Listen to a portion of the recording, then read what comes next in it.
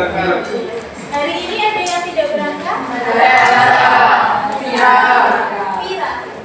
Kenapa? Sakit. Bukan. Sakit ya. Semoga ya sakit bisa segera. Amin. Berarti satu aja ya yang nggak berangkat? Ya. Sebelum kita memulai pembelajaran, silakan kita untuk membaca basmalah bersama-sama. Bismillahirrahmanirrahim. Nah, di pertemuan sebelumnya, Ibu sudah memberikan tugas menulis teks argumentasi ya? Ya. Sudah semuanya? Ya. Ini nulisnya di kertas? Ya. Ibu. Silakan dikumpulkan terlebih dahulu. Barisan belakang bisa maju ke depan.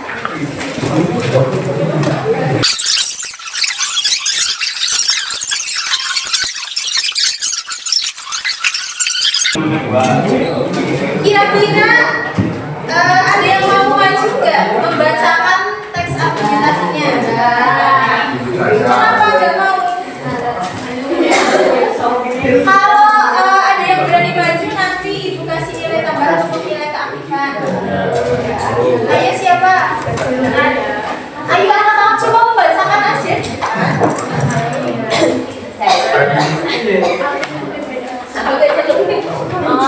Ayo siapa? Ayo. Kalau nggak ada Ibu tunjuk.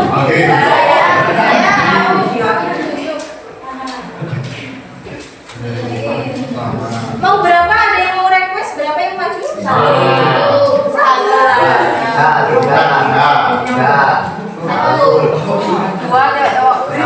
Coba Mak Amalia mana Mak Amalia? Coba nanti bisa dibacakan teks argumentasinya. Yang lain mendengarkan ya, jangan ada yang lain.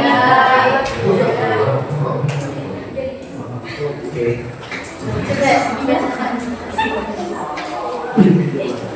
Teks argumentasi yang berjudul pentingnya menjaga kebersihan lingkungan. Kebersihan lingkungan merupakan tanggung jawab bagi semua orang. Lingkungan yang bersih akan membuat suasana menjadi nyaman, sehat, dan indah. Sebaliknya, lingkungan yang kotor dapat menjadi tempat berkembangnya berbagai penyakit serta mengganggu aktivitas masyarakat. Salah satu cara menjaga kebersihan lingkungan adalah membuang sampah pada tempatnya, melakukan bersih dan mengurangi penggunaan plastik sekali pakai. Jika semua orang mengalami kesadaran untuk menjaga kebersihan, jumlah sampah yang mempengaruhi lingkungan akan berkurang. Selain itu, seluruh air juga tidak mudah tersumbat sehingga dapat mengurangi risiko banjir. Oleh karena itu, menjaga kebersihan lingkungan harus menjadi kebiasaan setiap orang. Kesadaran dari bersama masyarakat sangat diperlukan agar lingkungan tetap bersih dan sehat. Dengan lingkungan yang terawat, kualitas hidup masyarakat juga akan menjadi lebih baik. Beri tepuk tangan.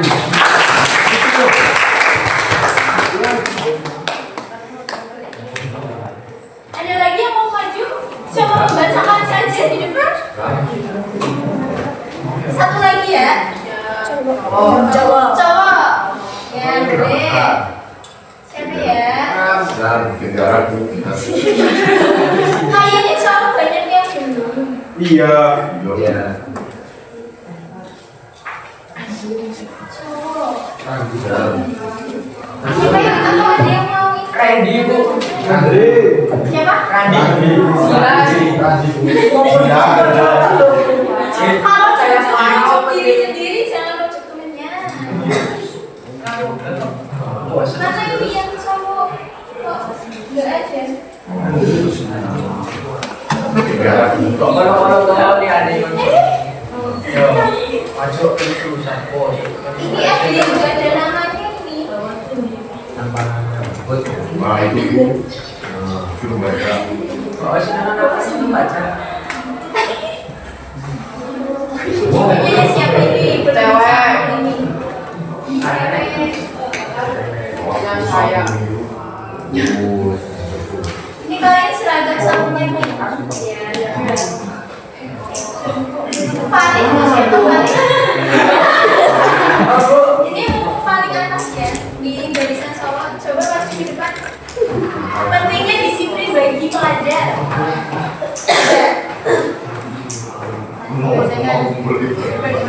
Pentingnya disiplin bagi pelajar. Disiplin merupakan salah satu sikap yang sangat penting dimiliki oleh setiap pelajar.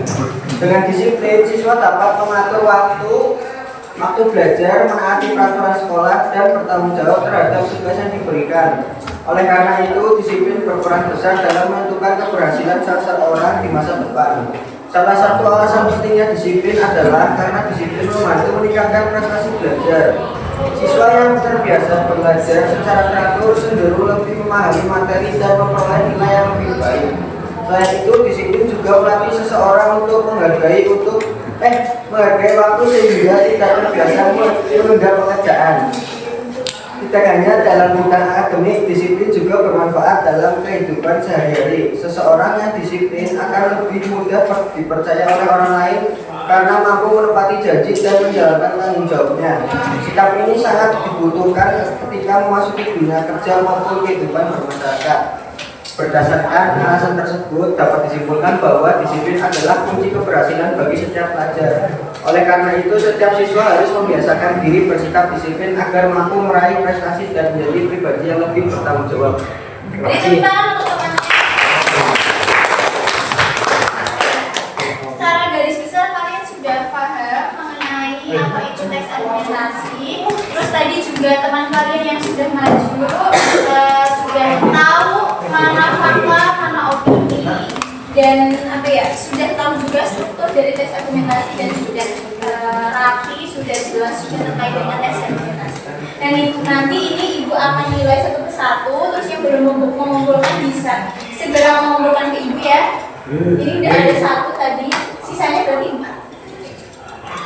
Nah, ini kok proyeknya nggak jadi. Tidak bisa, Bu. Emang udah nggak bisa.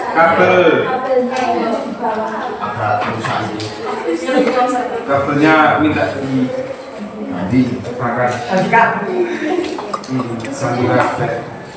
Kemarin kita sudah belajar tentang apa? Ada yang masih ingat? Apa mau? Teks argumentasi tentang apa? Koherensi, konjungsi. Terus sekarang kita akan melanjutkan materi kita ke dalam materi apa kira-kira? Nah, kita akan belajar mengenai keterkaitan antara teks argumentasi dan juga teks persuasi. Kemarin teks argumentasi itu apa? Apa yuk?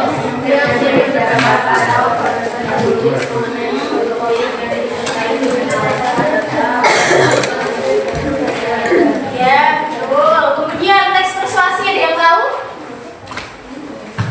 Ada yang tahu teks persuasi itu apa? Tidak. Teks persuasi itu merupakan teks yang bersifat untuk mengajak pembaca. Kuncinya itu. Kalau teks argumentasi kan berarti teks yang berisi argumen kan, berisi opini. Kalau teks persuasi berarti teks yang bersifat untuk mengajak. Berarti tujuannya untuk mengajak pembaca. Nah, jadi tujuan pembelajaran kita pada pertemuan kali ini, kalian itu nantinya akan mampu untuk menganalisis keterkaitan antara teks argumentasi dan juga teks persuasi. Nah, kira-kira kan tadi teks persuasi itu kan merupakan teks yang bersifat untuk mengajak. Kalian butuh catatannya di depan ya. Dan nanti materinya ibu bagikan ke ini aja, ke ketua kelas. Iya, suruh nyetaknya, Bu. Setiap hari Ada tugas dan catatan juga kan, ada kan? Ya udah.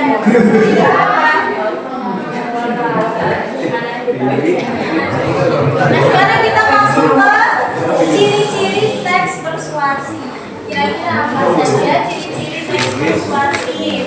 Karena teks persuasi itu berfungsi untuk mengajak pembaca, berarti ciri-ciri yang pertama berarti otomatis bahasanya itu bersifat mengajak. Contohnya apa? Apa yang bisa mengajak? Ayo, mari, terus apa lagi? Apa lagi? Ayo, mari, dan nah terus biasanya selain mengajak, teks persuasi juga berfungsi untuk mempengaruhi pembaca. Nah, bagaimana suatu teks itu mampu untuk mempengaruhi pembaca? Melalui apa? Ini ada kaitannya dengan teks argumentasi. Biasanya melalui apa? Harus ada alasannya, iya kan? Apabila teks persuasi itu hanya bersifat mengajak, nah otomatis pembaca akan mau untuk mengikuti atau tidak, akan mampu untuk bertindak atau tidak. Apabila kalimatnya itu hanya mengajak tanpa adanya alasan, tidak, berarti harus ada alasan yang kuat. Nah, sama halnya dengan teks argumentasi. Biasanya kalau teks argumentasi itu alasannya ada apa saja? Ada fakta, data, maupun contoh. Nah, begitu juga dengan teks persuasi. Ya, jadi apabila kita akan meyakinkan membaca untuk bertindak, maka otomatis kita harus punya alasan yang jelas. Nah, kemudian selain itu, teks persuasi juga bersifat untuk membangun kepercayaan antara penulis dan juga pembaca. Berarti harus ada kepercayaan. Nah, bagaimana membangun kepercayaan itu? Ya balik lagi dengan alasan yang dijelaskan tadi. Apabila pembaca itu percaya, maka otomatis pembaca juga akan mau untuk mengikuti apa yang ada di dalam teks persuasi itu. Nah, selanjutnya teks persuasi juga bersifat untuk mengajak dan juga nah, tadi ada kata ayo, mari lakukan, ayo lakukan, dan lain sebagainya. Jadi udah paham ya terkait teks persuasi.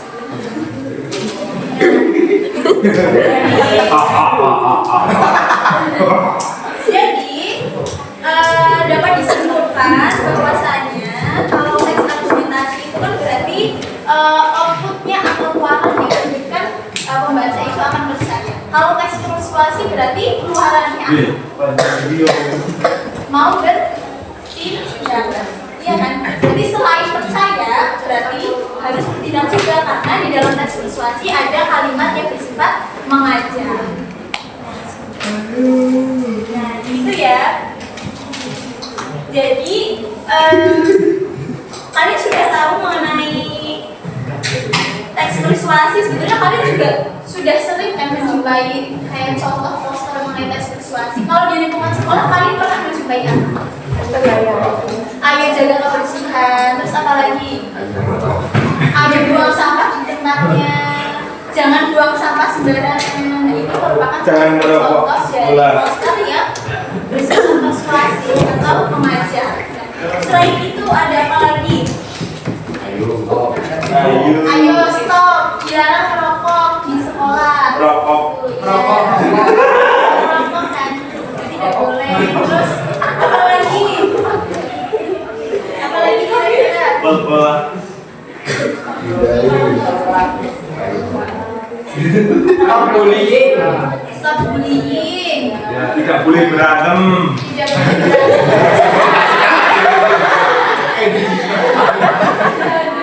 tidak boleh berantem. Terus apa lagi kira-kira? Terus kalian pernah menjumpai poster ini yang ekstrakurikuler? Ya. Biasanya di situ juga ajakan ayo join. Ya, ayo join. Biasanya dalam poster yang ekstrakurikuler itu kan ada alasan kenapa kita harus join ekstrakurikuler ini kan. Nah, berarti tujuan dari alasannya itu apa? Untuk meyakinkan pembaca. Iya kan? Berarti harus ada alasannya. Kalau misalkan cuma ajakan saja ayo join, misalkan ayo join ekstrakurikuler pramuka, ayo join ekstrakurikuler basket atau apa itu, tapi tanpa alasannya ya pembaca akan ragu. Kenapa kita harus join ekstrakurikuler ini? Berarti kan harus ada alasan yang biar kita tahu. Oh, ternyata ekstrakurikuler ini menyenangkan. Terus apa ya? Bisa berlatih setiap minggu. Itu kan bisa jadi motivasi bagi setiap orang yang akan membawa mereka itu untuk bertindak atau mengikuti apa arahan yang ada di dalam teks tersebut. Nah, sudah paham? Sudah? Ada yang mau ditanyakan? Lanjut. Nah, selanjutnya di sini ibu ada bentukan kelompok. Kelompok. Ini kelompoknya Itu pasti banyak. nanti ada games. Ada games ini ada yang namanya itu turnamen. Kita ada turnamen setiap kelompok nanti pakai quiz. Nah, kalian harus mengerjakan Pusing kalah dulu. soal untuk membuktikan kalian itu sudah paham belum sama teks persuasi. Nah, ibu sudah membentuk kelompoknya karena kan kita kemarin sudah membentuk kelompoknya, udah menentukan sendiri, udah pernah berhitung, udah pernah. Nah sekarang udah ibu tentukan kelompoknya. Nah di sini ada namanya itu ibu pakai nama makanan tradisional. Cetil ana cetil. Cetil ana.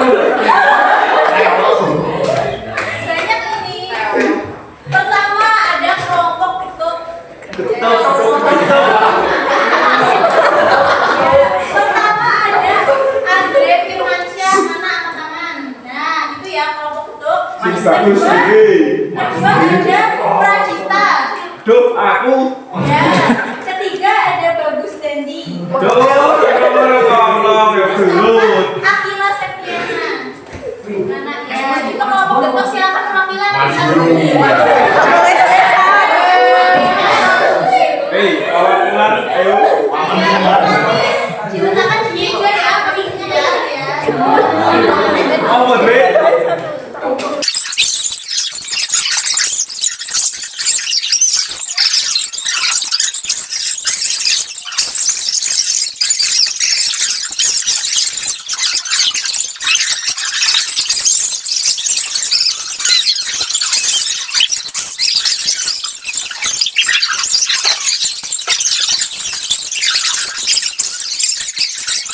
Silakan kalian duduk berkelompok, di mejanya dipasang ya, makan ya.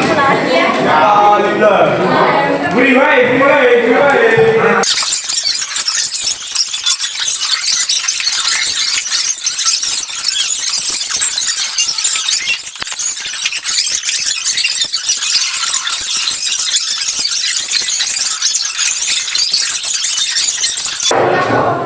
Ini ada kelompok yang belum berangkat sini.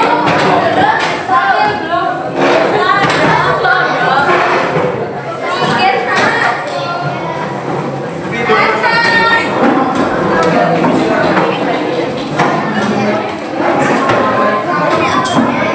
Alah, alah, kamu jangan lupa.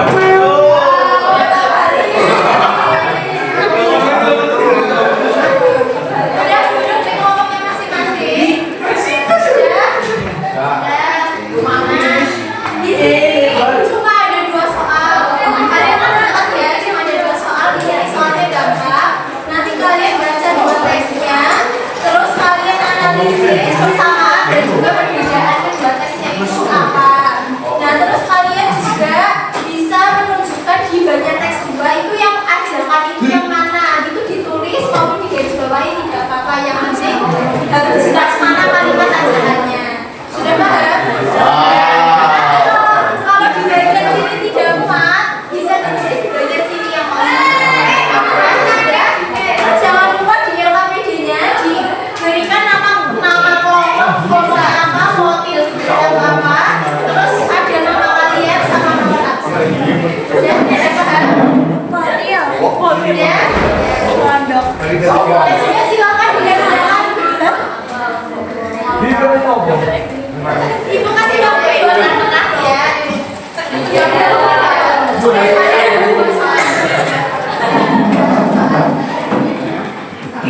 Habis ini kita game quiz.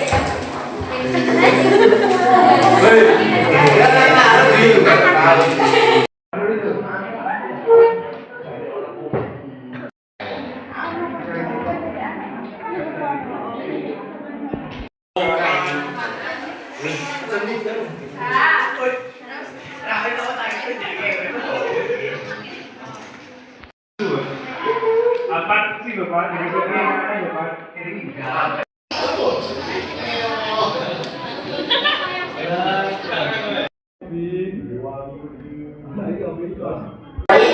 ya, Pak. Ayo bilang 3.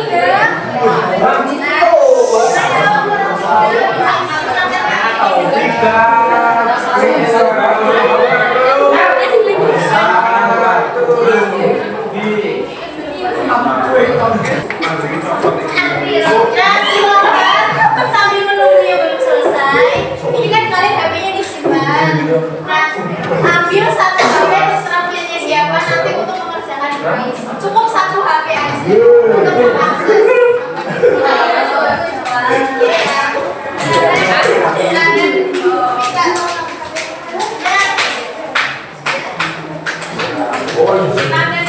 Silakan masing-masing kelompok yang bawa HP bisa ke depan, bisa nge-scan ini. Ayo, kelompok satu aja.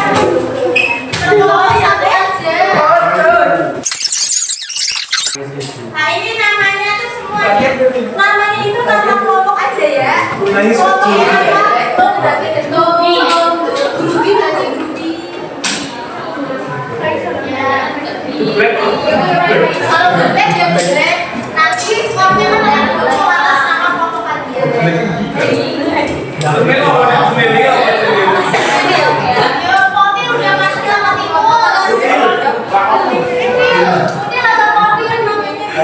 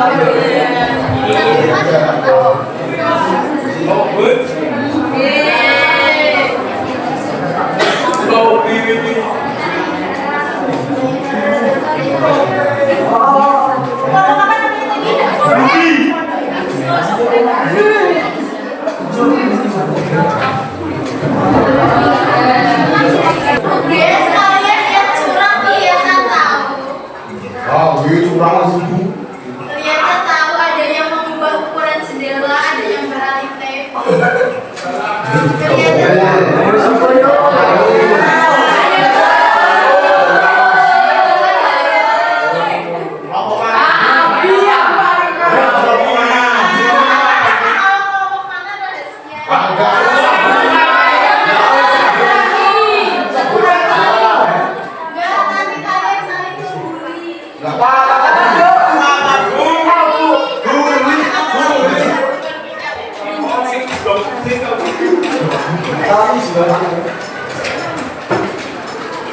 Ini yang masih mengerjakan kelompok Smondo karena tadi keluar.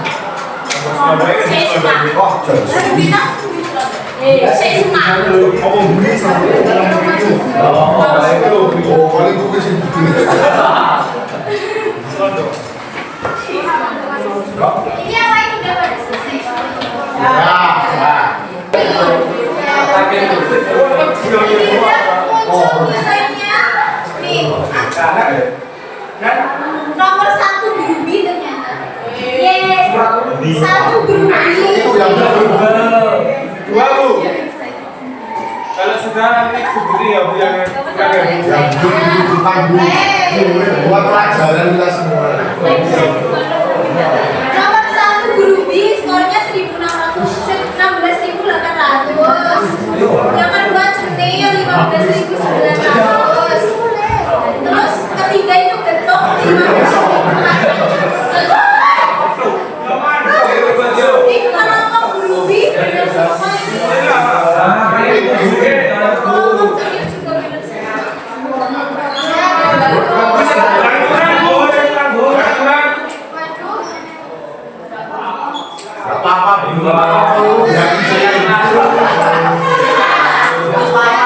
Yuk, kelompok guru B siapa aja? Mana kelompok guru B?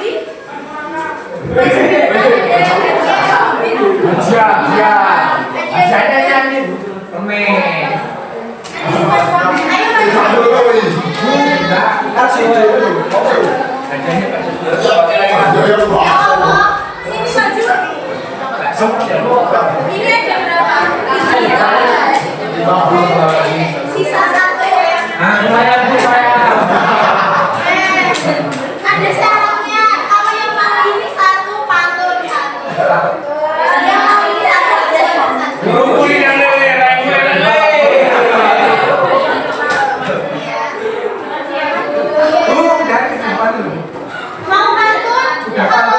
Abi. Ayo, ini tinggal satu. Ya itu tadi. Buat kita saja. Guru-guru buat saja.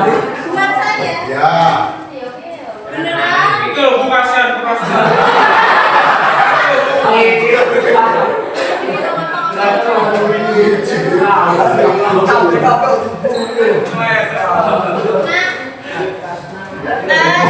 Tadi Ibu ada koordinasi sama Bu Dira untuk pertemuan minggu depan, pertemuan minggu depan dan juga pertemuan besok nih. Jadi 2 kali pertemuan kalian itu membuat poster. Itu individu sekolah itu ada juga sponsor juga. Posternya itu wajib di gambar. Jadi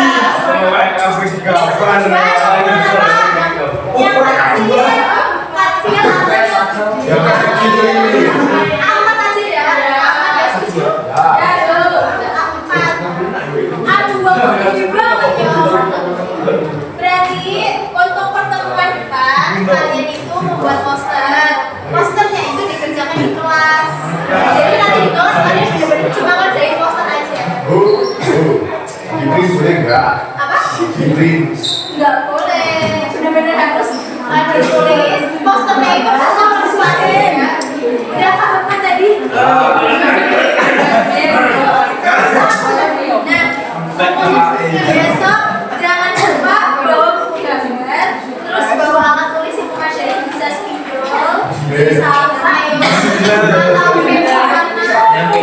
temanya.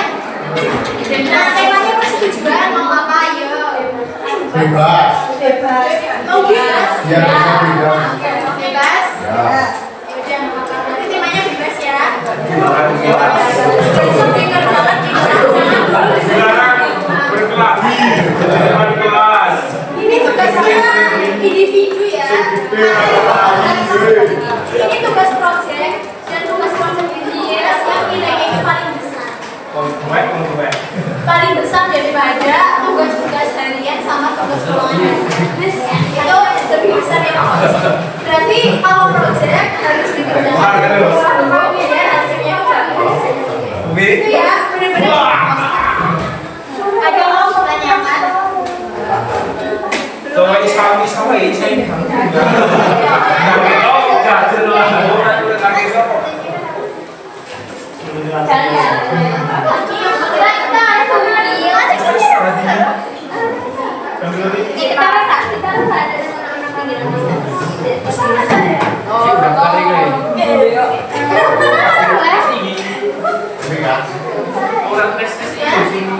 Mungkin sampai sini saja. Masih 10 menit ya?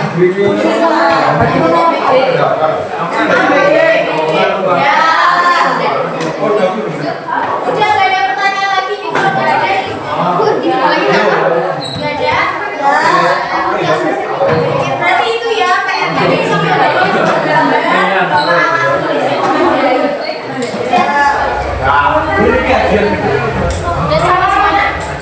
Buat kalian udah sampai sama ada kembali. Oke. Dapatin berarti. Biar kamu yuk ulas dulu. Iki lo lagi terus di pon. Ya. Nah, mungkin itu saja pada kesempatan kali ini. Silakan kalian bisa istirahat ini masih ada 5 menit langsung istirahat aja dulu. Selamat menikmati MBK. Sudah dari dulu. Mungkin itu saja ya, Ibu Nono. Terima kasih Mas Mario. Wah.